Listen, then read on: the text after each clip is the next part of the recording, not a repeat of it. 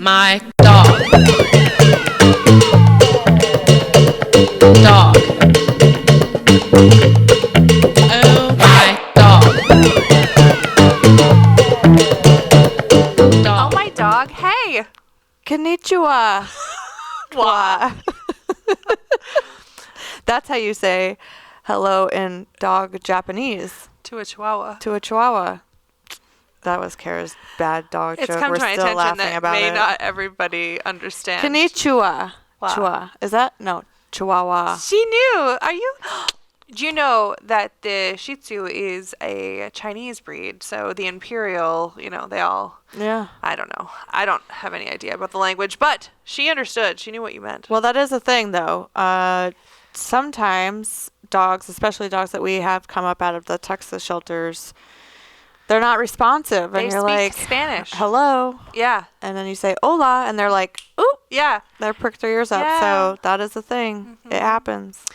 All of those years of Spanish that I have never used for anything really come into Wasn't handy. that a dog that you rescued while I was on Ragbri that one time that we took to court? What was her name? Pom. Oh, yeah. Didn't she live with They They were like Vietnamese? Maybe. Vietnamese. Is that right? Yeah. Vietnamese. And yeah, the dog spoke no English. And my mom ended up adopting her Ricky from that That's same right. situation, who was probably her heart dog, actually. Yeah. And yeah. Because Ricky was way better off than he was. His mouth was nasty and his nails were horrible. poor Pom. But yeah, he was better off than Pom. Probably trying to age her or something.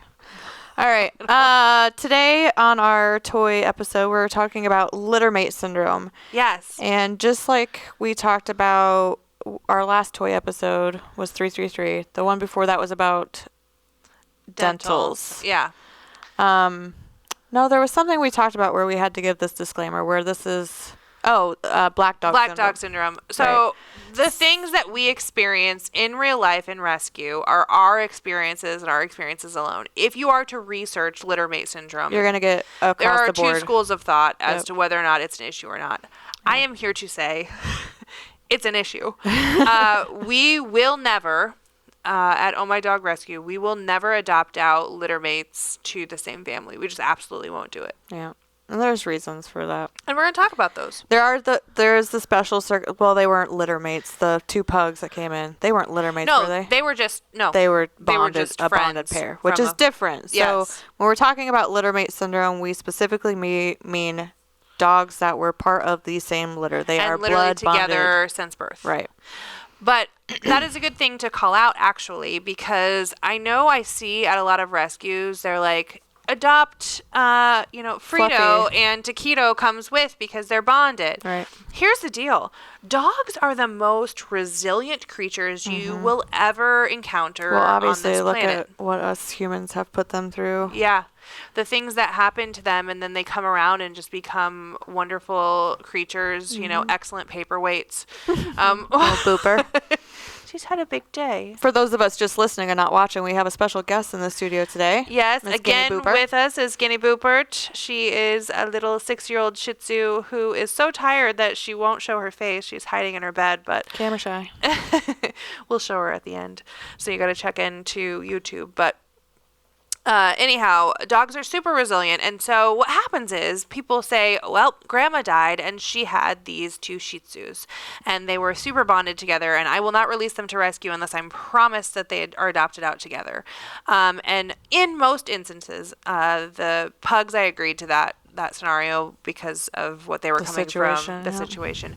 But in most instances, it is easier to adopt out a single dog because people aren't looking to adopt two dogs at once. Right. And every single time, guess what's happened? They're fine. Yeah. They're happy. They like their people. They meet their new dog siblings. They bond with them.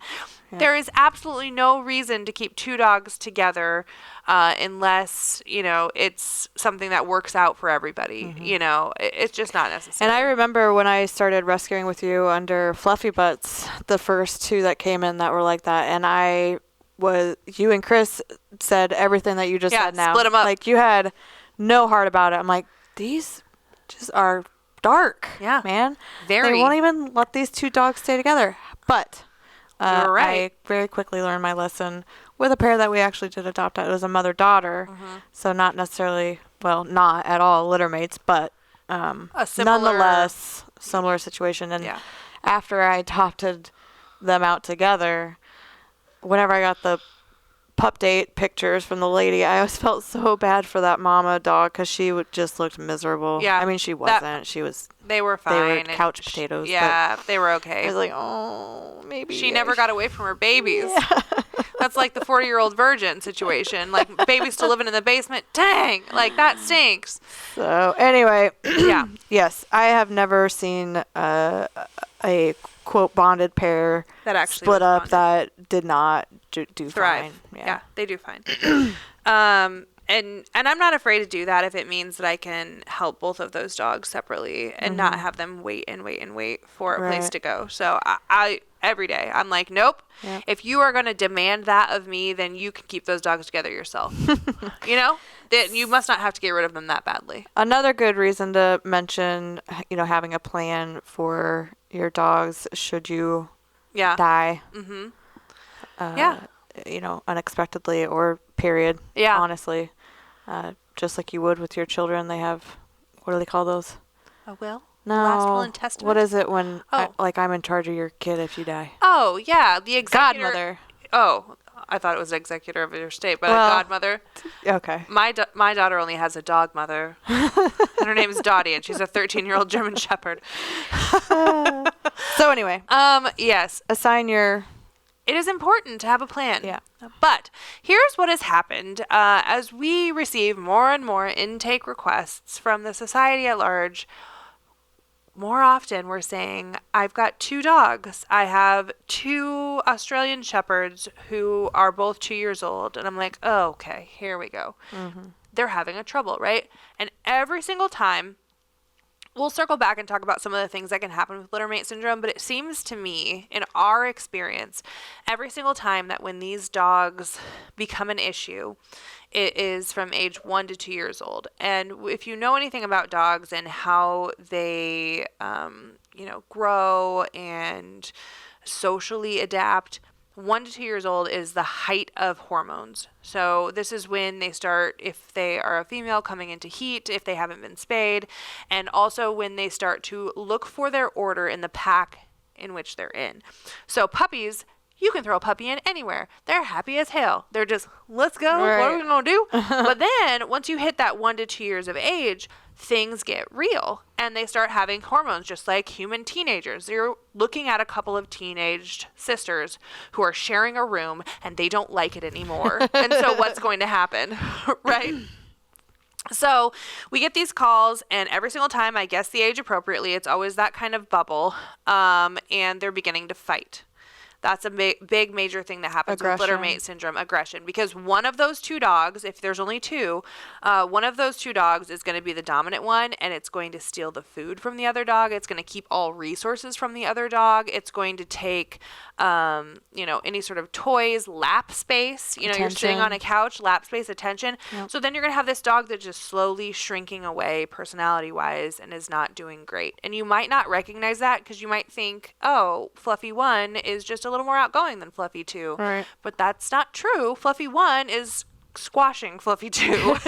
It's not going well. So I guess some of the other things that can happen if you keep 2 littermates together. They're going to be less likely to bond to you as their person because they are bonded to each other. Yeah. So, it's very similar to twin syndrome Yeah. in humans. Yeah. They're always together. Yeah. They don't have a need Yeah. or they're not dependent necessarily Very true. on you as their human owner. So then when time comes that as a terrible pet owner, you decide you have made a mistake and you want to give your dogs up, now the rescue is responsible for figuring out what happens when we inevitably have to separate these littermates because they have to be separated. we're not going to take the risk that we're going to put them out together and that it's going to be okay, because most people can't handle the behavioral issues that come from this. Separation anxiety is huge. So when we separate these dogs at first, it's going to be difficult. It's going to be better for them in the long run, but it's difficult. And also separation anxiety, you know, if they remain in the home from each other. So we had 2 doodles who were, actually we've had 3 sets of 2 doodles that were all, so we'll talk about that in a second, but 3 sets of 2 doodles. Like, how does this happen? Well, we'll tell you. 3 sets of 2 doodle siblings that were all released to us at around age 1 to 2. And they had such horrible separation anxiety that if they let one dog out and the other one was inside, it would destroy the door to get to the other dog. And that is not a kind bond. That's not an I love you situation. That's a codependency that's causing destructive behaviors. Yep. Right? Emotional turmoil. It is. So let's break from that and talk about what's happening and why people are adopting siblings in the beginning without this knowledge. Most of the time what I hear is, well, we went to pick out our new puppy, you know, from our We really wanted to have an local Aussie breeder. Doodle, and when we got there, There was just 2 left, and we couldn't just drive away without adopting the other one. right. We couldn't leave it. Or when we got there, they told us that if we adopted another one from the same litter, then it would be half price. Oh, and that's another. they give them a 2-for-1, or Yeah. they literally say, you adopt this puppy, do you want this one too? Go We'll ahead and just throw take it it. We'll in, throw it yeah. in, no problem. Because guess what? And we're picking on doodles a little bit, and we'll continue to work through this because it is a real issue that's happening in society right now, is the overbreeding of the doodle brand, right? But specifically with doodles, it seems like they're doing this 2-for-1 situation, and it does not work out well.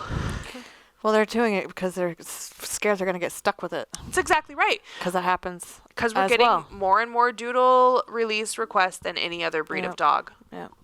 That's wild to me because they were so sought after for so many years. And not to say they're not still great dogs and that certain people and certain situations are a great home for them, but why are we still breeding them at such high quantities is the real problem in question. Well, there's been a learning curve with the grooming, which I know we have a whole nother episode of that to talk about. Yeah. Grooming in general, but specifically doodle grooming. But Yeah. So anyway, we're seeing that. when you're thinking about buying a doodle, Or adopting a doodle. perhaps adopt one instead, first of all. Second of all, keep in mind that they are very expensive to be.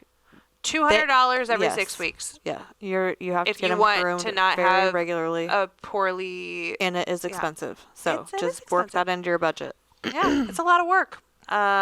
which is So- fine. That's great. If that's- that's what you want, I'm cool with that. To each their own. If that's how you want to spend your pennies, then you Then- go right ahead. Please do. Yeah. So the other things that happen with littermates that we find is, and I'll say this is true with even dogs in the same household. So Dot, who we recently adopted, is very scared of the world and has not experienced a lot of things. So I've been walking her with Mr. Bojangles, who could give 2 hoots about anything, and so he's just shuffling along. Well, Dot is doing what he's doing. Strutting along. He's strutting his stuff, and she's like, "Oh, me too, okay." And we ran into, people on the street, other dogs, and Jangles never reacts at all. So guess what? Tot's not reacting because this is her first time out in the world and like having a walk like this, honestly. But what happens is if you take 2 littermates for a walk, and the one is the dominant one, the reactive one, the one that's in charge of everything, and that dog says, "Oh no, anytime I see another dog through a fence, I see a man down the road, I see a car across the street, I'm going to lose my mind," guess what's going to happen? The other dog's going to also lose its mind. And then a third thing's going to happen. It's redirection. And this is a really common behavioral issue. They'll say, like, my dogs aren't getting along. Well, they're redirecting their behaviors on each other. So dog number 1, Fluffy number 1, is mad about that dog through the fence. Fluffy number 2 does what Fluffy number 1 does. They're mad at the dog through the fence. They can't get to the dog through the fence. So guess what happens? They go at each other. A fluffy fight. Right. It's a real thing that happens with Littermate syndrome, is that one of them gets anxiety, the other one also has anxiety, off of it. and then they begin to fight. Yeah. So it's just kind of an ongoing thing. And again, it's happening most commonly in the beginning at that really teenagery stage for dogs, right? And then the other thing that I witnessed today, I had a dog that was brought to my house to evaluate, to bring into rescue, which we are taking her into rescue because I think there's hope for her. But she was raised her whole life. She's a little Havanese that's no bigger than Guinea Boopert here, little tiny thing, but she's got a lot of soul, a lot of energy, and she... A lot of sass. Yeah, 7 years old, was raised her whole life with her from 8 weeks old with her sibling. The sibling was number 2. Did everything number 1 said. She ate all of her food. She took all of her treats. She beat her up when she wanted to beat her up. And the family just let it happen because they thought it was personality of what was happening. Well, they had a baby and brought the baby home. Fluffy number 1 was like, oh, you know how Fluffy number 2 behaves for me? That baby's going to need to do the same thing. Well, it turns out the baby did not, and starts crying and starts pulling hair and all of the things. And Fluffy number 1 says, no, I'm going to get aggressive. So now this dog comes to me in my driveway, now separated from number 2, who's fine because she was the beat down one, and she's going to learn how to be herself now all by herself because she's alone, and that's probably best for her. But the number 1 dog, she is now in my driveway trying to figure out how she can control the entire world that she's controlled her whole life. She's always controlled mom, she's always controlled dad, and she's always controlled that sibling. And now she's not in charge of anything, and she mad. So for me to just even go to pet her, I pet her. She gives me a kiss. She jumps up on my leg. And then I go to pick her up, and she's like, well, that's not what I want. And so she tries to rip my hand off.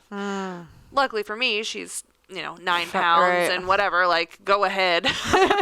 Like, these hands been bit a lot, like, go right ahead. I'm like, I'm going to go grab my welding glove and I'm going to pick her up again because she needs to know that I can pick her up and that she'll be fine. I pick her up, she calms down, she's fine. But that means for me that I can't place her into the foster home that I wanted to place her in because we've got behavioral issues to deal with first before she can even go to an appropriate foster home, before she can even go into a forever home. And that all completely stems from that she was with her sister for her entire life and never knew anything else, and so she was in charge of her own world and never changed anything. And that happens again and again and again. Typically it's the younger ones, but this was a 7-year-old dog that was having the same issues. Yeah. So when you think you're doing them a favor, when you're wanting to keep them together, other siblings, it's not cute. It's a nice thought, but it's not real. It's not realistic, and it causes problems down the line for the dog, most importantly. Well, and then for everybody else around eventually you, and then we get the phone call of like, I've got this unruly critter, like, what do I do? We had a couple of Aussie Doodle dogs that were together who, first of all, hit that kind of 1 to 2 year mark and had never been groomed and were like nasty, stinky, smelly, matted. They sheep sheared them, essentially, and they, Bree, yet again, and Haven helped to shear them. I'm not saying groom them. They sheared them. No, this was, I don't remember their names, but they were 2 little red and white Aussie Doodles, and beautiful dogs, but they were a solid mat. So that's, but anyhow, they were so codependent that when they were out in the yard, they basically helped each other escape. So they kept escaping in this neighborhood together and running amok and like being a hot mess. Well, separated and shaved now with a nicer haircut, they have been adopted and they're doing great, and they haven't seen any of those issues or tendencies because they're not perpetuating this like obsession together. Chip and Queso. How could we forget? Chip and Queso, separately, doing great. Together, they were monsters. Yeah. They really were monsters. I remember that. Yeah. So we run into all kinds of things, but we will continue to maintain this stance, and we will absolutely never ever, when we have dogs and puppies born into rescue, even though it would be much easier for us to send 2 or 3 at a time to somebody, if they were so stupid, we wouldn't do it because we don't want to see them back in a couple of years with a lot of behavioral issues. So there's that. All right. Well, that being said, I think that's... But this is a nice segue. We have a foster that has taken some rough cases. She has. She's very good with the older crusty rusties, especially if they have skin conditions. Do you know who I'm talking about? I do. Tell me. She reminds me a lot of myself in my early 20s. A lot of like desire to better the world while also trying to just like survive. Yeah. And she's just got this heart for dogs that she is using being a part of Oh My Dog Rescue as like her outlet to better the world and also better herself and also better the life of her daughter. Mm-hmm. So I too just have one child, and she has been raised in the world of dog rescue, and Emily Borton is doing the same thing. Yep. She is raising her daughter, Lucy, who is 6 years old, with dogs and rescuing dogs, and Lucy gets it. She understands when they come. She's one of those whisperers like Cam. She is. She sees a dog, she knows what they need, and I never worry about if I send a dog to their house whether or not it'll be okay with kids, because Lucy's cool. Right. Cool as hell. It's kind of like are they good with cats? Well, yeah. I don't know. Are your cats good with the dog? Yeah. Are your kids good with the dog? Do you have a Lucy or no? Because if you don't have a Lucy, I don't know. I can't tell. But Lucy, I know, is going to be cool. So the first dog that Emily ever took in was Bucky. I don't even know where he came from. Do you know? Like, do you remember? His name was Bucky, but he also had like this nasty underbite. Like, he was not a cute dog. Homely. He was very homely. Ugly dog. But Emily, very first time, who was a referral to us from our dear Courtney, who has been with us from the beginning. She is a neighbor to Courtney, and they showed up in the driveway shortly after Bucky bit the crap out of me. I mean, I took him out of the back of my car, and he was terrified, and I tried to fix his leash, and he was like, nope. And then I sent him with sweet Emily and little Lucy, and they were great. They loved each other, and everybody did wonderful. People are gonna think we get bit every day. We don't. I do get bit a lot, but it's because I have no fear. I mean, relative to the number of times people, like in the general public, like how many times has like a normal person been bitten? I think I've been bitten once. Well, I've been bit once this week. About once a week. But it's never bad. It's always fear bites, which are no big deal. Except for you. You have been mauled recently, but God, he got me good too. Yeah, you got almost taken out by a dog, which is how we're both gonna die, by the way. I'll live longer. I've got more meat. It'll be like Legends of the Fall at the end, where he gets taken out by the bear. We're gonna get taken out by a dog. No shit. Oh, Mercury. If I don't get taken out by a dog, I'm gonna die of some sort of like alcohol or heart related condition, and then my dog will eat me. So it's just no. That's no a cats eat you. Oh, that's why FTC. FTC. All right. So Emily, back to Emily. Yes. So first she took Bucky, who bit me. Yes, we got this. She started. Let's give her stats. She started in May of 2023. Yes. So not even, or a little over a year. Over a year. Mm-hmm. And so far she's done 12 total. So about averaging one a month. Yeah. Doing great. Mm-hmm. And she currently has adoptable Squirt. His little googly eyes. He is the cutest little chihuahua. He was one of the 3 chihuahuas that came up out of. It was 3 Cheese from OKC. Oh, yep. It's the group. We named these group chats so we can remember what's happening. 3 Cheese from OKC. And we got really good names for all of them. But Squirt, I thought, was the cutest one, and he is the last one waiting for a home. Yeah. They're a tan chihuahua, but they're red almost. They were cute. Dark. They were very cute. All I know is that I like those big fat eyeballs, and that long-haired one that got adopted and got away from the owner that same day. A small disclaimer: when you adopt a dog, and if it is at all fearful, please don't let its feet touch the ground in the first 24 hours. Walk it into your home. Let it pee on the floor. Let it pee on a puppy pad. Put it in a kennel. Do not walk it outside with a leash when you are getting home to bring it into your house for the first time. It is scared it will run away, and then put an air tag on it. put an air tag on it. Maybe we should start including air tags in adoptions. Well, the problem is you have to register them. So we do the microchip, and we got the tags that have our number on them, and we're doing our best. Right. But gosh darn it, people. When you adopt a dog, just take it in the house. Bring a carrier. Take it from carrier to the house. Like, give it a minute to understand that you're not the enemy here. Because what it has experienced is when somebody comes and takes it, something scary is going to happen. And so it needs to realize that you're cool first. My goodness. So try to be cool. So good gracious. Anyway, Squirt's brother ran away for half a day, and he's fine now. Good. Yeah, he's doing good. Back to Emily. Oh, jeez. And she's together. also a wonderful dog namer. So she's got Bucky, Lowrider, Peaches, Bubbles, Elsie, Kitty, Grandma, Wren, Crumb, who she foster failed with, that's named Chiquita now. I liked Crumb better. It's a crumb. She is a cutie. Crumb cake. Beans was the Charles. We can't do Cavalier. it. King Charles. King Charles Cavalier. Sure. I don't know. My cavies. You love them, but you can't say their name.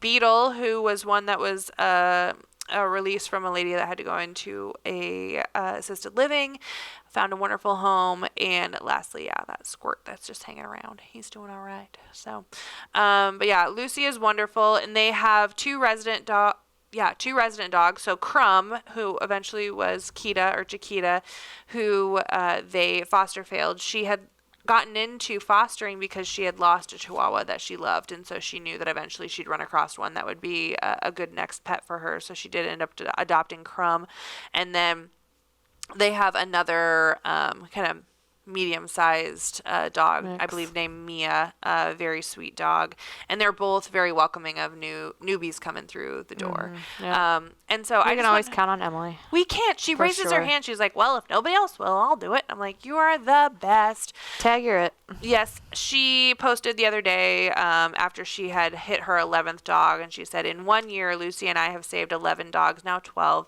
Everyone always says I could never foster. I would fall in love. I don't know how you do it." We hate that so much. But she said, "What other choice do these dogs have?" Yeah. Some girls like to get their nails done. I like to take in smelly dogs. Which is true. Yes. Being a foster home for Oh My Dog Rescue is something that I get to do for myself. Waking up every day, committing to these dogs and saving their lives is truly self-healing. Aww. She's our people. I love that. She's so sweet. And, little Miss Lucy, she comes marching out the door when I pull up to drop off a dog, and she is ready to roll. And I've pulled up before and had other dogs in the back, and she's like, "Can I see everybody, though? Like, I just want to, check to make sure we don't need one more." And Cam was raised the same way. We started fostering when she was about the same age, and she has turned out to be just the most wonderful child. And so I think that there's something to be said about raising your child with empathy towards animals and to understand what you can do to change their lives. I think it helps to form them in a little different way than what social media and the world at large is doing. Well, we got to raise the next generation of us, of rescuers. Seriously, we got to retire someday. Cam's right in line. She is. I got my nephews and my niece rolling right up behind you. Yeah, we're building up our bench because we are not doing this forever. But I think that being able to watch these kids grow around this and understand it is probably a very cool thing that not a lot of people get to see, but a very important thing, and it's been pretty fun. So if you need a reason to start fostering, if you don't want blame it on your kids. Yeah, I mean, I have a your part. Seriously, I have a 16-year-old who is not running amok, doing drugs, doing all the things. She's saying "Mom, where do I need to take this dog? And how can I help?" And they're not all that way, and I have messed up in many, many ways. But I think allowing our household to be raised with dog rescue has been huge, and Emily sees that, and little Lucy is clicking. And someday she'll be able to say, "I've been rescuing dogs since I was 5 years old." She will. And she has been too. And it's the nice thing, because somebody comes up and they say, "Hey, I'd like to adopt Squirt. How is she around kids?" Well, let me tell you, she loves Lucy. And we love Lucy too. She's pretty sweet. Well, that about does it for our toy. So Hold on, before you close out, I what's going on? think your foster families need trading cards. When you were just going through the stats for Emily, Yeah. Oh, I'm yeah. imagining her picture with the dogs on the front of it. I the want to back. set up like a reward system where like Like a for punch every card? dog, for every dog you get a point, or for every week or whatever, and then you get merch or something like that, We have talked about doing, yes, that's like a rewards We loyalty should. program.